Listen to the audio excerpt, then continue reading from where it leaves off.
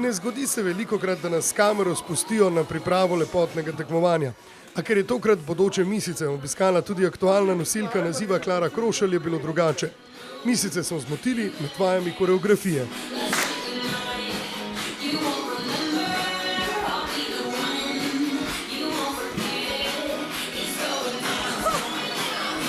Klara nam je, potem ko je spoznala vse lepotice, ki želijo prevzeti lepotno krono, zaupala, kakšno je bilo njeno leto najbolj športne misice pri nas. Mislim, za mano je sigurno eno najlepših let, ki sem jih do zdaj preživela. Naporno, ampak bom rekla, polno zanimivih izkušenj.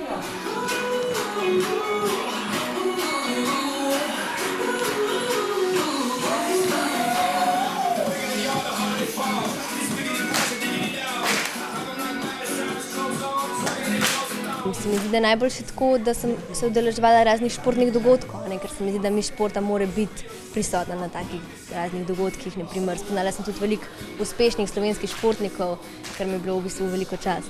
Če hočeš biti mi športa, moraš imeti lepo postavo in moraš športati. In kakšen je Klarin nasvet za bodočo mi športa?